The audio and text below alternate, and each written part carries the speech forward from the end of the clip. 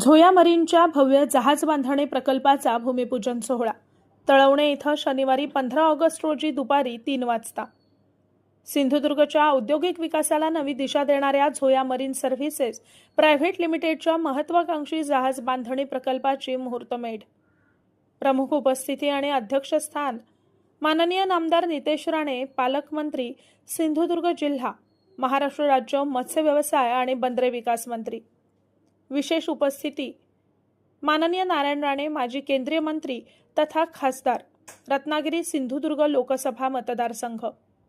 या प्रकल्पाची वैशिष्ट्य. या महत्त्वाकांक्षी प्रकल्पामुळे सिंधुदुर्गच्या औद्योगिक विकासाला मोठी चालना मिळणार असून स्थानिक युवकांसाठी रोजगाराच्या विपुल संधी निर्माण होणार आहेत. कोकणच्या औद्योगिक प्रगतीला नवी गती देणाऱ्या या प्रकल्पाची तळवणे इथं मुहूर्तमेढ रोवली जाणार आहे.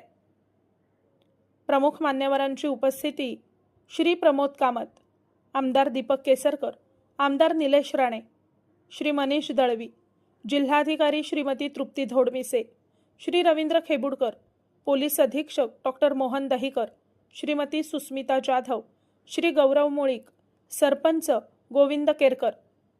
या ऐतिहासिक आणि औद्योगिकदृष्ट्या महत्त्वपूर्ण सोहळ्याचे साक्षीदार होण्यासाठी सर्व नागरिक, उद्योजक, मान्यवर आणि हितचिंतकांनी मोठ्या संख्येने उपस्थित राहावं असं आवाहन Zoya marine services private limited यांच्या वतीनं करण्यात आलंय. तळवणेच्या भूमीतून कोकणच्या औद्योगिक प्रगतीची नवी सुरुवात.